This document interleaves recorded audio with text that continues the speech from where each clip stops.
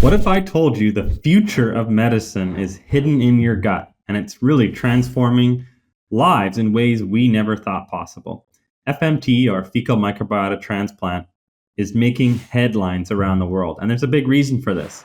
We're going to be breaking down those reasons in today's videos, so tune in and don't miss out. Thank you so much again for joining us. And this week, I feel like is kind of one of the more fun topics, mostly because I think both of us are really interested in it, but I think there's a lot for everyone to learn. And as per always, we always have exciting topics. And so please join us by subscribing and always leave comments and let us know what other topics you'd like to hear about. So for today, we're going to hit on something a little bit different some of the other topics we've talked on, because it's more of just us having kind of a conversation and diving into why this could be the case. But what I want to talk about today is, why is FMT, or fecal microbiota transplantation, getting more positive attention now than it has in the past? And I think there's a number of ways to go about this, because I think there's multiple reasons as to why this is happening. And I think for me, one of the big changes is the evolving scientific evidence. So we know from previous videos that we've done that you can check out on our YouTube, but the history of FMT is deep. It is not anything new. It's been around for over 1,700 years and has been applied not only in C. diff, is what most people know it as, but it has been used in other conditions, or more generally in ancient history. And so why are we seeing this shift? Well, research is shifting. So the positive impacts of FMT in C. diff infections, which is about a 90% success rate, so way more than you would normally expect for any kind of drug. So that has led to an expansion in looking in, could FMT be used in both other gastrointestinal conditions as well as non-gastrointestinal conditions. And so we're seeing kind of a balloon of new research and clinical research as well. And we were talking about this earlier, but like we're over, way over 300 trials, going into the 400s now, of clinical trials that are actively happening, looking at the use of FMT. And in multiple conditions, ranging from, GI conditions like inflammatory bowel disease to non-GI conditions like autism spectrum disorder, Parkinson's disease, and different types of cancers. So I think for me, that's a big jumping off point for why we're seeing more positive attention, because we're getting more knowledge. Right, and I think it started on the foundation, as you pointed out, of it's so effective in treating C. diff, which with standard antibiotics, there's still a lot of people who are not able to clear their C. diff. And with the effectiveness and generally the safety profile of FMT and C. diff, combined with our knowledge that the gut really plays a foundational role in almost all of the chronic diseases, if you start looking at the implications of microbiome. Now, is it cause, is it effect, is it correlation? It's really hard to know. And that's why I think we're starting to see such a hockey stick effect in the amount of research that's happening. It's, showing great promise in C. diff. And we know, they first started sort of branching out and looking at, well, okay, what are other GI related diseases that we could be targeting? And so like IBS was on the list, and then it became Crohn's and ulcerative colitis. And then it just expanded from there as they realized, case studies were starting to come out. Like, wait a minute, we treated a patient who had C. diff with FMT, and it so happens that their Parkinson's symptoms improved, right? And so it just kind of started to expand and expand and expand from there. And that's really exciting, both that happening in clinical practice and then also being shown and proven out in research as well is a really exciting time. And then do you think part of this increase in research and increase in expanding into what conditions could also be tied to advances in the technology or delivery systems that FMT is seeing? Because originally FMT was very much just enemas and colonoscopies, which does limit how many you can do, as well as the types of patients that would be a good fit for it, because, there are limitations to both. Yeah, I think really to start, FMT was basically something that only gastroenterologists were doing. because they were doing FMT via colonoscopy, and you don't see a general family medicine doctor or an internal medicine specialist doing colonoscopies. And so it really was relegated to the gastroenterologists who, did great job in expanding the field. But in the future, I mean, who knows? Maybe it's possible that a psychiatrist is getting access to being able to prescribe FMT for severe bipolar, for example, which also happens to be another condition under clinical study showing early, really positive signs of positive benefit. So I think the expansion of the available delivery formats has most definitely improved, the types of conditions that can be treated. And C. diff is generally a very acute condition that can get away with a very short treatment window, right? Like it used to be that a single colonoscopy was the way to go. And then some doctors were using enemas, and whether they were using 1 or 2 or 3, it was, still getting great cure rates. And now capsules are showing to have the similar cure rates as a colonoscopy. They're much less invasive. The side effects are minimal. And so I think, yes, expanding the delivery mechanisms for FMT has expanded the types of conditions we can treat, as well as the types of doctors that are able to work with it, and the researchers who are interested in getting involved. Yeah, and I think the expansion of the technology into, how purified the samples are, things like being able to use frozen stool, freeze drying, which allows for longer storage and easier storage capacities, but as well as going into something like capsules, extending treatment for chronic conditions has now become something that's possible. And that shifts the thinking. And then in line with that, then expands, the abilities of FMT, but also how likely we are to hear about it or people to talk about it. Right. And I think too, it used to be that FMT was primarily being researched in older adults because C. diff is generally affecting adults, even seniors predominantly. But the studies around the use of FMT, creep down to, as young as 8. And then there's newer studies that are going as young as 5 for other conditions, autism being an example. And that was ultimately what drove us here at Novel Biome to develop a product. It's an oral powder. So it can be used in the pediatric population to dose orally, and it's substantially colorless, odorless, and tasteless.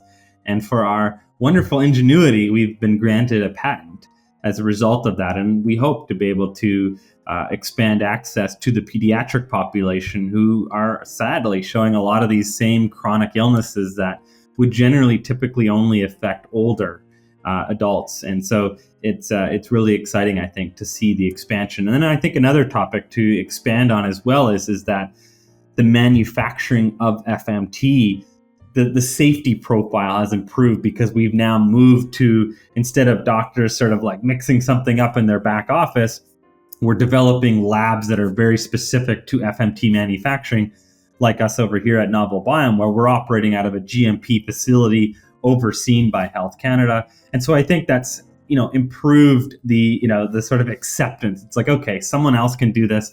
They're doing it in a GMP approved facility, which, increases traceability and trackability of all of the batches that are produced. And so I think providers are really, seeing, okay, this can be done in a very controlled environment, and we're minimizing for risk. Because that's always the concern about the adoption of a new therapy, right? Like it has to be effective, but if it's not safe, it's not really going to go anywhere. But if it can be proven to be both safe and effective, and the long-term studies, especially in C. diff, are really demonstrating the safety profile, then as we get more conditions approved, we'll start to see longer-term data that's saying, okay, there's something here, and we can continue to push. Yeah, and I think in line with this is changes in the regulatory space. So we're starting to see pathways to apply FMT, both more broadly in C. diff, but as well as other conditions in pathways like the IND pathway in other countries have ones where, it's a specialized medicine that can be applied in specific cases. So that opens up the ability to apply FMT, but as well, we're seeing regulatory approvals for FMT products. And with that comes both more standardization, which the field has been asking for, kind of, more clear guidelines for donor screening, But that then helps, I think, give more information, but as well as let more people know about it, as well as provide regulatory oversight. And we see that from Health Canada, from the FDA, from the MHRA, and in other areas in the EU and worldwide, applying, what standards should be in place. And with that comes increased safety and standardization across protocols. So then we get kind of a larger amount of information that's kind of all in line with each other, so we can kind of strengthen the case to apply FMT.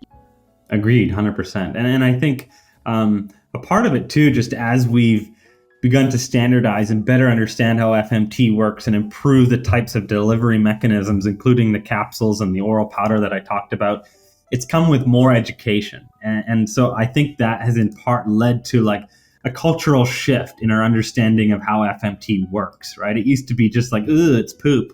And yes, ultimately it is originally derived from a human stool, and the donors go through exhaustive screening to ensure their health. And we've definitely covered videos on that. Perhaps we can link up to the video here. And so that I think has been a big part of it, like the improved education that we're seeing around FMT and how it's not just poop, but it's actually a concentration of the medicinal aspects that are a part of everybody's microbiome. And some have healthier microbiomes and others have unhealthier ones. And we're targeting the super healthy ones, and we're trying to improve that. And so the more I think that we move away from thinking about it purely just as poop, which in the early days it really honestly was. They literally just took someone's poop and transplanted it into someone else. And that worked. But it's not a very standardized approach. It's not a very sort of clean way of thinking about or doing FMT. And so now we're really concentrating for the microbiome. And the way that I talk about it on a broad scale, it's like it's comparable to a probiotic. I mean, that's really the comparison. A probiotic in a pill, it has no odor, it doesn't, taste like anything, and it's in a capsule. And so I think that's really helped to change the perception and the uptake culturally. And as, sort of culture shifts, that's how consumerism has shifted as well. And I think generally we're seeing more like in the social media space and the general education space, the importance of gut health. And I think more people getting on board with the gut health. Gut health plays a big role in both everyday wellness, but as well as in chronic conditions. And then learning about things like the gut-brain connection and the gut-liver and the gut-heart and the gut-lung connection. All of this expansion, I think, gets people to understand that gut health is important. And then it's not such a big leap to understanding that restoring gut health would then impact these. And I think so in hand with people getting more on board with understanding what FMT is, along with kind of getting closer to a more probiotic or purified form than was original with FMT, you also have more people understanding the importance of gut health. And all of this comes together, I think, with more attention on what is FMT and where can it go. Right. I think another area that kind of is in line with public awareness is addressing antibiotic resistance or the overuse of antibiotics. And we know that antibiotics have a huge impact on the gut microbiome. But I think now everyone's understanding that maybe antibiotics isn't always the answer, or we have to be more careful or cognitive of the fact that it has side effects and it can lead to long-term issues. And I think that also leads to kind of more of an understanding of gut health and FMT as well. Right. And that comes along with just the steady increase in the amount of antibiotic resistance that's developing. I mean, I'll be the first to say that antibiotics are like single-handedly in medicine, one of the best things that were ever developed. I mean, that's why we currently live on average into our late 70s, 80s, and, increasingly beyond that. But any good thing used too much can turn into a bad thing. And antibiotics are a perfect use case of that. We're realizing more and more. And ultimately, that's the way things work, right?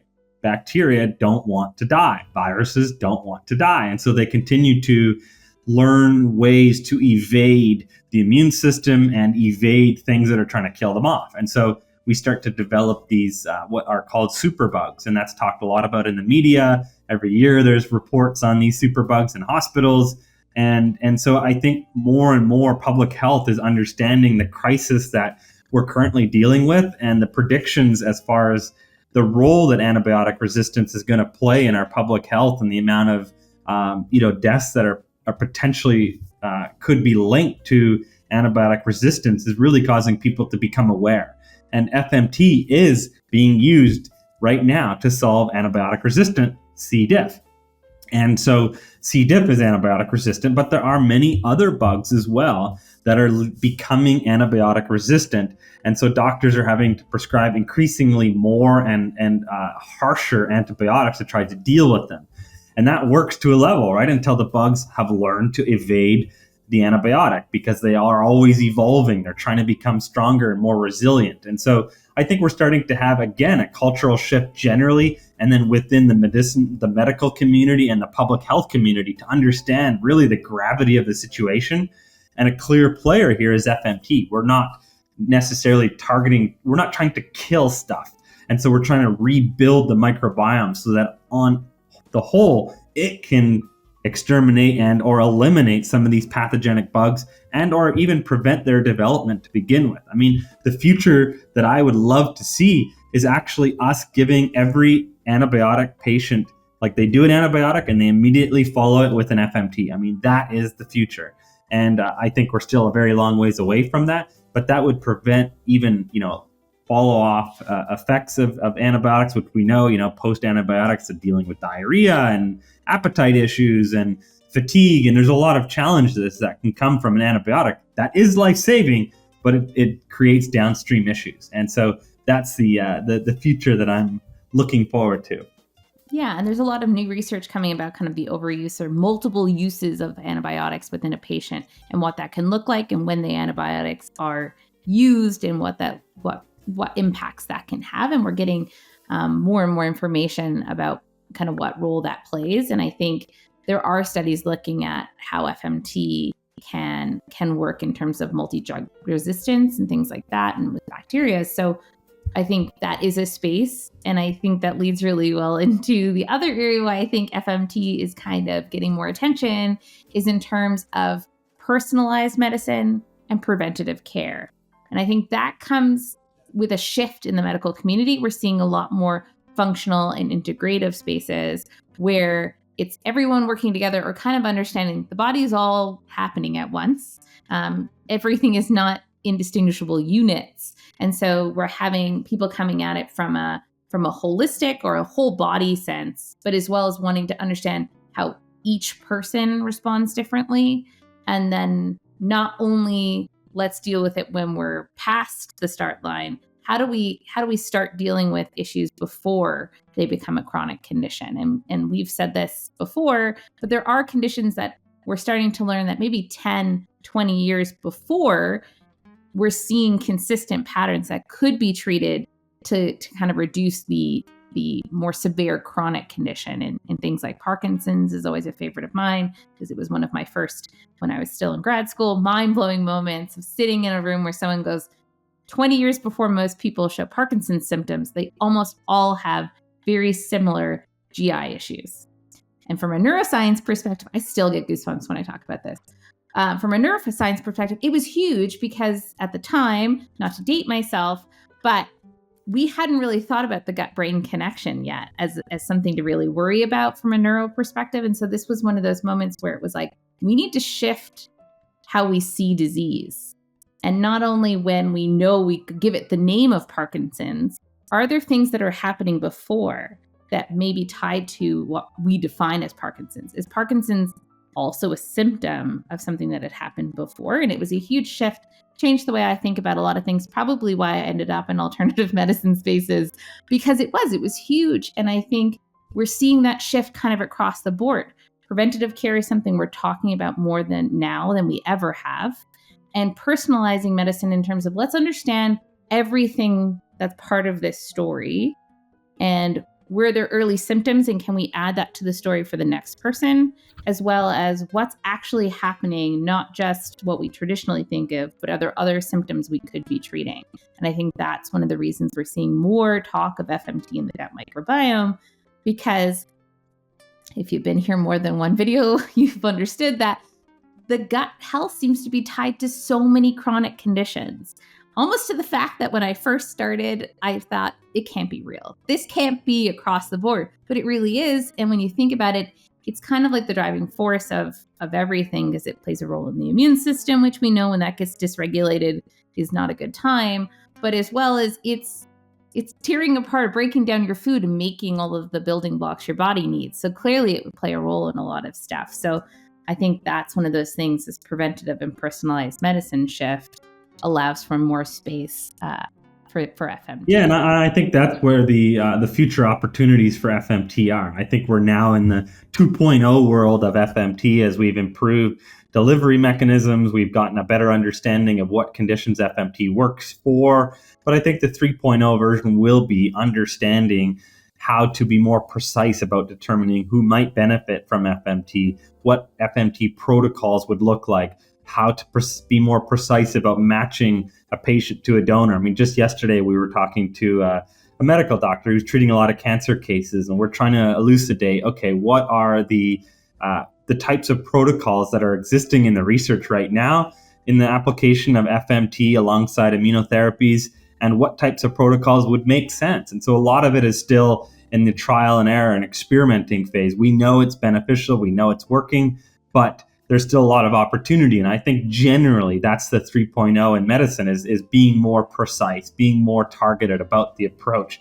Instead of, as an example, using an antibiotic that just kind of kills huge, large groups of bacteria, how could we target that down to a much smaller, pinpointed approach to, say, comparing like a nuclear bomb to a rifle that's targeted like a sniper on a certain bug or group of bugs, instead of just like trying to get rid of everything. It does work, but it leads to a lot of downstream negative effect. And so I think that's really the opportunity. And I think more and more people generally are realizing that, medicine's realizing that, researchers are realizing it, mainstream media is catching on to it. And so this whole field of microbiome health is really just catching on fire. And these are some of the reasons we've shared today are all of those reasons. And I think it will continue to become a greater and greater talking point. I mean, when Netflix is releasing documentaries on FMT and Wall Street Journal's talking about the role of gut health in the development of cancers in a younger and younger population,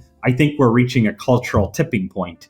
And I think the future is bright for medicine, healthcare, lifespan, quality of life, and many other things. So I'm here for the ride, and I hope we can continue to contribute to expanding access to FMT and expanding our knowledge of how FMT works, how it can best be applied, and being a part of that 3.0 revolution. And I think this is a good kind of cluing off point, but I think we are talking about more now than ever about gut health and about how FMT could play a role and the possibilities in terms of what FMT can be used for or in conjunction with. And I think we want to be part of that conversation because we really do truly believe that gut health is extremely important, and that FMT is a resource that more medical professionals need to better understand as well as utilize. And that's what we're here to try and do, give some more insights, but as well, if you are a medical doctor or a researcher and this has sparked your interest to want to learn more about FMT and why the interest is growing, you can always reach out to us at Novel Biome, because we would love to talk to you and answer any of the questions you have, because our major goal is try to increase education around gut health and FMT, as well as expand access for medical professionals and researchers so that we can both use FMT more, but better understand the role FMT and gut health can play in many chronic conditions. But thank you so much for joining us today. I hope you find this as interesting as we do, because we actually have these conversations pretty often. Is like, why is the Wall Street Journal talking about this now? Why is this on Netflix? What's shifting? Because Novel Biome's been around for a while now, and we've seen many shifts in people's thinking around FMT. And we're happy to see that we're landing on the side of FMT being a tool that, healthcare professionals can use, and the general public, starting to understand why the treatment exists and why they should be focusing on their gut health. Yes, this was fun. Look forward to seeing you all in the next one. As always, if you can, like, subscribe, share with either your doctor, or if not your doctor, if you're a physician, share with your colleagues. We're really excited about being a part of getting this message out there and we'd be happy to have individual conversations with medical providers to see how they can implement FMT into their practice if it makes sense, work on development of protocols. We can share the research. This is a really exciting space and exciting time, and we hope to get you along for the ride and get on this wave before it passes. Perfect. Thank you so much. Thank you for joining us, and we'll catch you on the next one.